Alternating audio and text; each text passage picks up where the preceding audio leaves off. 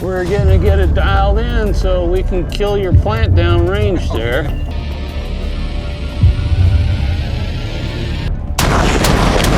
Whoa! Yeah! What do we have here? My 1960 Chevy Corvair. I like it. Would you like to hear the horn? Let's hear the horn. Rick decides to take his daughter car shopping, but instead of a normal dealership, he heads straight to Davy Deals. Bold choice. Corey and the old man warn him she'll charm him into overspending, and Davy will gladly cash in. And honestly, the foreshadowing is loud. What do you mean you gotta leave? Davy's got a car I want to look at, and thinking about getting your little sister a new car. You're not taking your daughter with you, are you? Before the car saga heats up, a seller walks in with 2 Keith Haring pieces claiming they came from a lover's lover. That's not provenance, that's gossip with a side of mystery. But Rick's intrigued the second he hears Haring's name. For real, it's mega cool. It really is. Keith Haring, he started off as a graffiti artist, actually went to art school, ended up actually opening a store in New York, and he sold posters and other things. I mean, he sort of created this weird little genre, and when you look at it, you think of a Haring. Rick calls in Brett, who immediately spots classic Haring elements like the radiant baby and bold cartoon outlines. When Brett confirms both works are authentic and worth $40,000 to $50,000 each, you can practically see dollar signs flickering in the room. These are the Harings you were telling me about. Alleged Haring. Alleged Harings, okay. These are great. The thing about Keith Haring, you see a Keith Haring, you know it's a Keith Haring. It wouldn't be a stretch to call him the world's first fine art cartoon. Now, the haggling begins, and it's pure poker face energy. Rick starts at $45,000, the seller pushes for $50,000, and they finally settle at $48,000 cash. Cue the satisfied smiles and nervous calculations. You know, pop art is doing really well right now. All right. Andy Warhol is just through the roof, and Haring is certainly in that group. I could see them in a gallery in New York in the $40,000 to $50,000 range. Then Chumley gets his hands on a Civil War-era Nelson knife, basically a fork knife combo for amputees. He calls it a Nort, and I'm sorry, but that name alone deserves its own museum plaque. How much you trying to get? Just a couple $100. I'll give you $50 for it, man. You can do $100.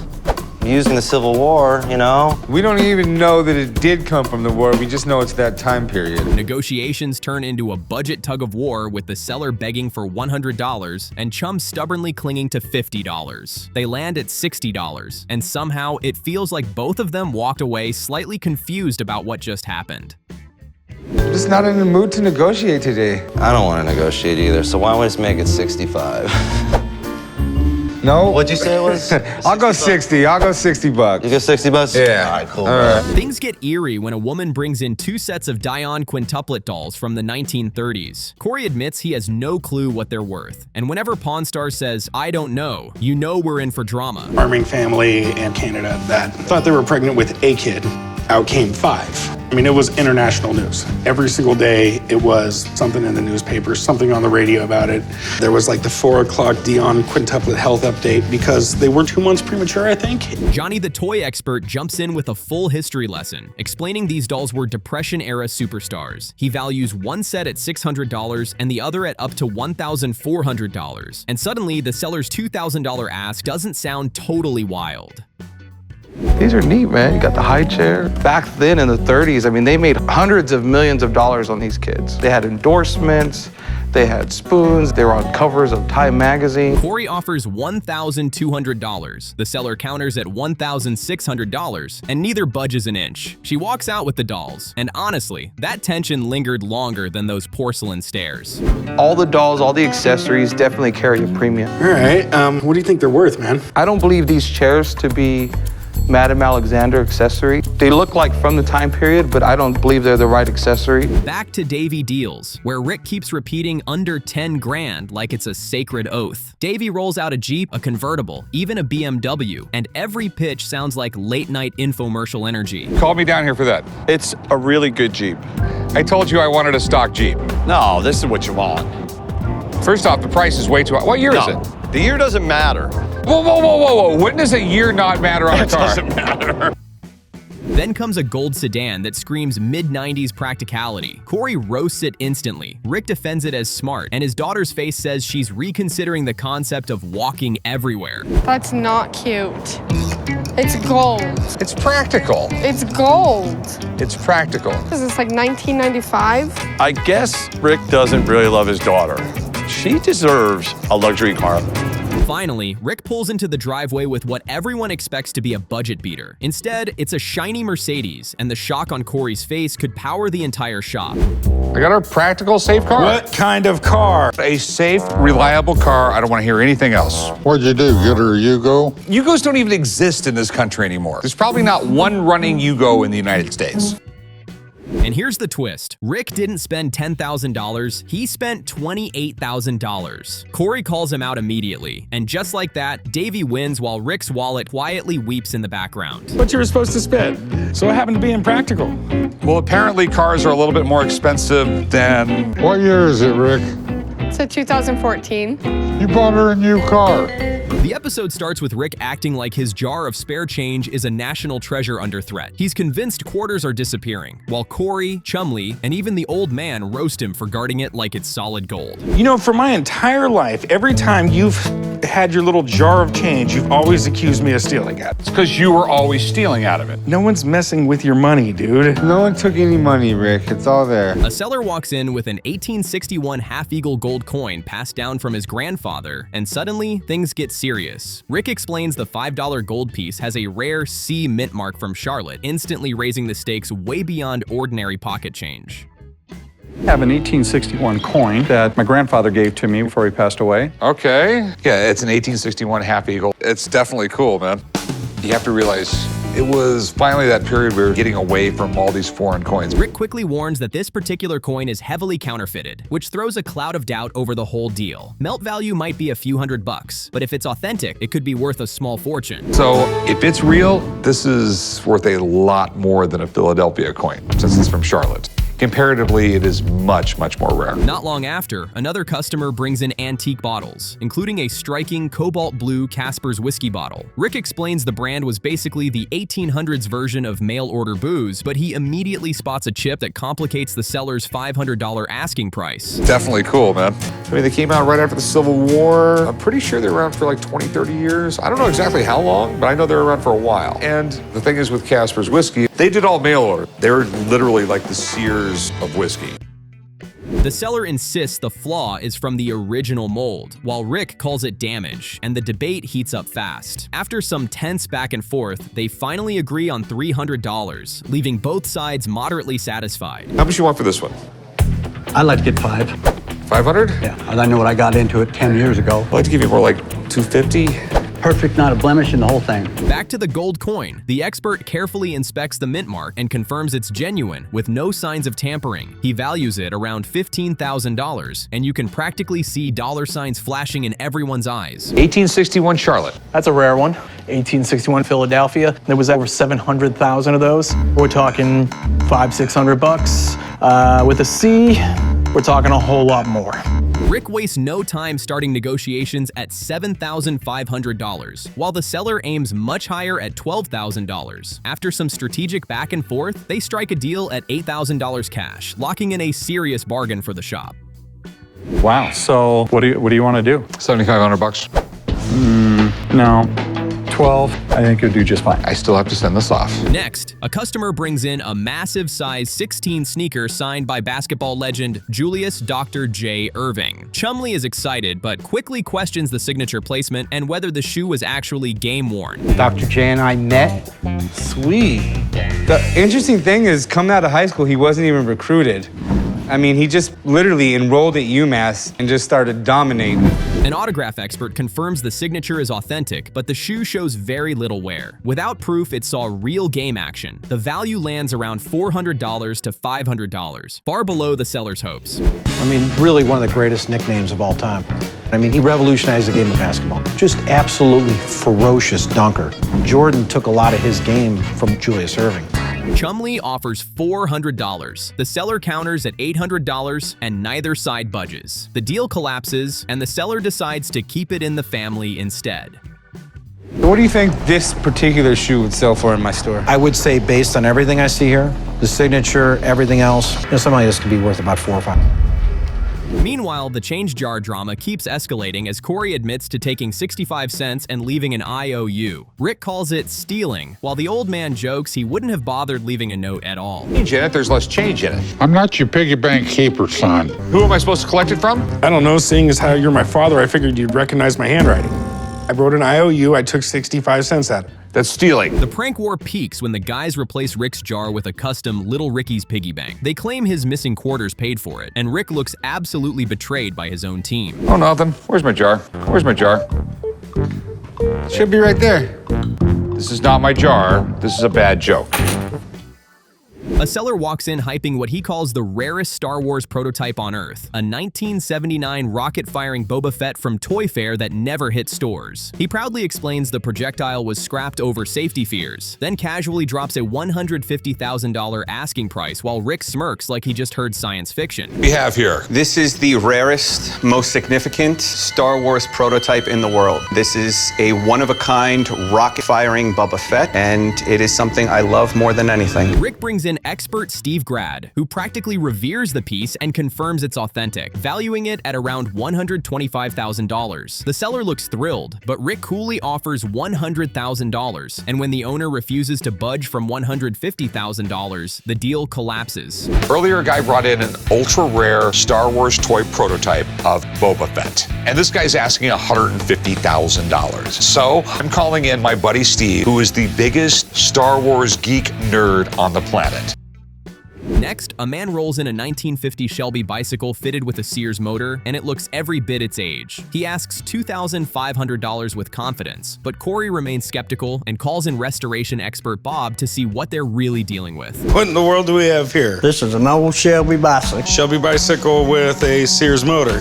Correct. Okay. Hadn't been used for 40 years. Steve Grad returns with an enormous Star Wars autograph collection, including over 300 signed cards from major cast members. He also presents a fully signed poster and a handwritten score from John Williams, asking $150,000, only for Rick to counter with $100,000. 300 out of 334, 335. Plus multi-sign cards where you have 3 signatures here, 3 signatures here. There's 65 Mark Hamill signatures in here. There's 20 Harrison Fords, 20 Guinnesses, and there's Anthony Daniels and James Earl Jones. And James Earl Jones was in Star Wars?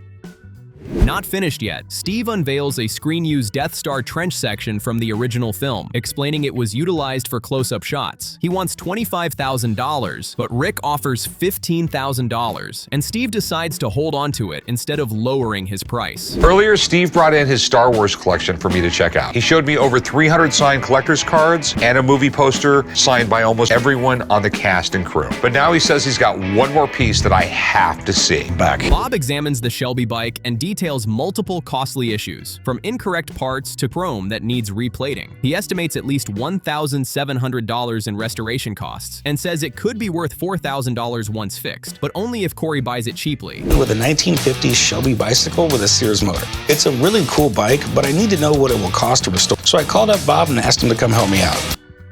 When negotiations begin, the seller sticks firmly to $2,500, while Corey counters with just $500. After some back and forth, Corey raises his offer to $600, and the seller reluctantly accepts. I can't pay you $2,500 for it, right? Problem. I'm not in the business of breaking even. What's the least you'll take? How about $2 grand? $2,000 ain't gonna happen, buddy. I'll walk away and not shake your hand for $2,000. I'm in the $500 range. Finally, a man brings in a Hutchinson wire fastener, an early stapling device he claims has museum appeal. He asks $150, but Chumley counters low and ultimately stands firm at $40, leading the seller to walk away without a deal. This is my Hutchinson spool of wire. This is pretty cool, man. This is pretty much the first stapler. It's a fastener. Do not operate this machine without paper. It could be unsafe. A seller walks in with a 1978 Woody Woodpecker Surf Rider painting by Walter Lantz, and Rick instantly flips into cartoon superfan mode, even sharing the wild story about Lance's wife secretly recording herself to land the iconic voice role. But the excitement fades fast when the guy confidently asks for $10,000, and Rick's expression tightens like he just smelled trouble. A Woody Woodpecker Surf Rider oil painting. Okay. From 1978, done by Walter Lantz. I deeply dig it. I loved Woody Woodpecker Woodpecker as a kid. Every guy in my neighborhood either got a Tasmanian Devil or Woody Woodpecker tattoo. Rick leans in for a closer look and immediately points out stains and yellowing that scream not pristine. The seller talks up a big appraisal and oversees collector demand, but Rick clearly isn't sold and calls in expert Brett to settle the debate. It appears you have a little bit of damage right there. Even the slightest little thing can really affect value. Just hang out a little bit. I'm gonna give a friend a call. I'm gonna get him down here, have him take a look at it, and if there's a deal to be made, there's a deal to be made. Brett shows up energized, explaining that Lance originally dreamed of being a fine artist before animation took over his career. Then comes the reality check. Smoke damage drops the value to about $4,000 to $5,000, and the seller's 10 grand hopes visibly take a hit. He was ever an illustrator, so he took night classes while he worked for William Randolph Hearst as a copy. Fate intervened. He thought he was going to be a fine artist, and William Randolph Hearst opened up an animation studio, and Walter Lance transferred over to that from being a copy boy. Rick wastes zero time tossing out a $2,000 offer, and the tension in the room instantly spikes. The seller tries to hold firm at $7,000, but Rick doesn't budge, and just like that, the painting exits the shop without a deal. I mean, I would give you 2 grand. Yeah, I don't think, I'm probably at about 7. I mean, at 2, I'm losing money off of it, and I still think it's pretty cool. And it's cool. The sentimental, you know, Next, a man brings in a 19th century lockbox made by Alfred C. Hobbs, the legendary lockpicker who once embarrassed London's top locksmiths. He's hoping for $500, but Corey quickly makes it clear this is more collectible curiosity than big-ticket gold mine. What do we got? I have a lockbox made by the greatest lock picker of the 19th century, American Alfred C. Hobbs. He was famous for picking the world's most impenetrable lock in 1851 in London. Corey opens with a sharp $100 offer, and the seller counters hard at $400 without blinking. After a spirited back and forth, they finally agree on $350, and the seller walks away pleased, already planning a nice dinner with his wife. What gives you an idea on the date, man? I know Hobbs & Company was under his name from 1852 to 1855, and then he was partnered up until 1860, so this does have the Hobbs & Company. In a total change of pace, Chumley pulls Rick into a trivia app challenge that turns the shop into a mini quiz show. Rick answers like a smug champion while Chum cheers him on, and somehow it spirals into Rick joking about building his own trivia empire. There's just not one challenging trivia game out there. So if you're so smart, answer me where pizzas was invented. I think Naples, Italy, maybe. Okay, that's right. Then a seller rolls in a massive Dodgers autograph bench and table crafted from bats and baseballs, claiming nearly every Dodger has touched it. Rick is intrigued until the seller drops a $60,000 asking price, and the room practically goes silent. And I was commissioned by another major league team to make an autograph bench, and that's where this idea came from. Yeah, but it looks like garbage. No, seriously, it says Dodgers all over it. I'm not a Dodgers fan.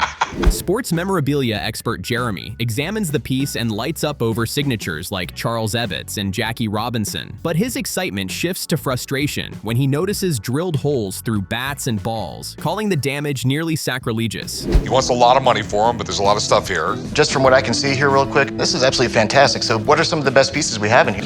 Well, Charles Evetts, I think, is the #1. I found out there was only one other photograph that he had signed. Jeremy values the piece at only $10,000 to $12,000 because of the alterations, crushing the seller's 60 grand dream. Rick offers $8,000. The seller refuses to budge, and the negotiation fizzles out in awkward disappointment.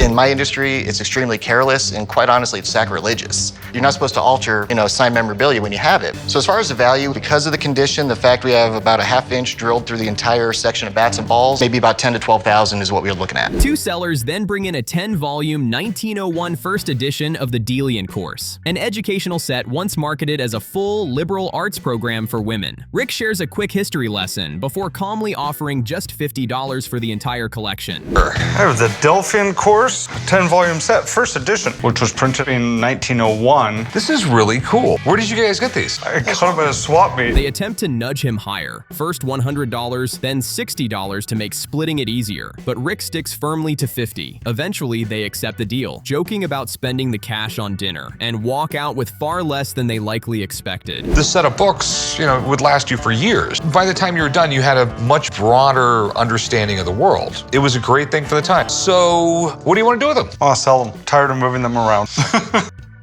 The The episode explodes out of the gate with something you definitely don't see every day: an 1890s Hotchkiss Cannon rolling into the shop like it owns the place. Rick's intrigued but clearly cautious, because dropping $30,000 on backyard artillery is not exactly an impulse buy. Holy cow, a cannon! Here's my big concern. Do you know if this thing works? Well, I've never fired it. I'm afraid it might be a reproduction or something like that. The seller casually admits he's never fired it, which is like owning a jet and never leaving the runway. Rick immediately starts questioning authenticity, functionality, and whether that $30,000 asking price is bold confidence or pure optimism. So you're looking to pawn it or sell it? I'd like to sell it. First thing we always ask a customer is, do you want to pawn it or sell it? If they pawn it, we take it as collateral, loan them money against it, and they can pick it up later. An expert in antique weaponry steps in and starts inspecting every inch of the cannon with laser focus. He confirms it's authentic and reveals only 57 were ever made, which instantly turns this from cool to crazy rare. To help me figure out if this cannon is 100% authentic, I called my good friend Rick, who's an expert in 19th century weapons. Hey Rick, how's it going? Hey Rick, yeah, what do you got here? A cannon.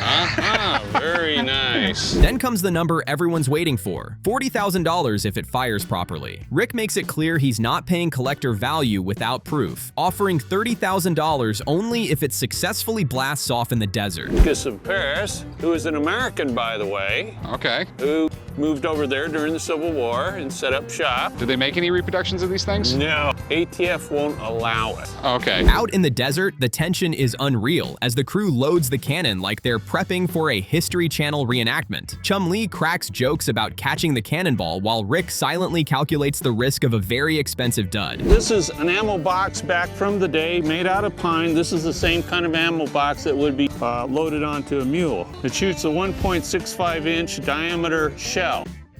The fuse is lit, the cannon roars, and it fires flawlessly. The seller beams with relief. Rick grins like a kid with a new toy, and just like that, $30,000 changes hands with a literal bang. You want to make sure you have a clean bore for maximum accuracy here. That way you get a consistent shot pattern. Of course, if you have 1,000 screaming Indians coming at you, you just throw them in anyway. Back at the shop, a man walks in rocking a Roman legionnaire outfit he wore while playing Caesar at Caesar's palace. It's a replica, not ancient treasure, but Chum Lee treats it like he just discovered gladiator couture. It's not an antique, doesn't claim to be, but this is an exact replica of what they would wear back then. Roman legionnaires wore sweatpants. Every day I see weird shit, and this is definitely one of those days. What are you trying to do with it? Pawn it or sell it? I'm trying to sell it. The seller wants $2,500, which feels ambitious for high-end cosplay. Chum Lee tries to negotiate by basically agreeing to the price, forcing Corey to step in with a much more grounded $300 offer that sends the seller walking. It's peace in your shop.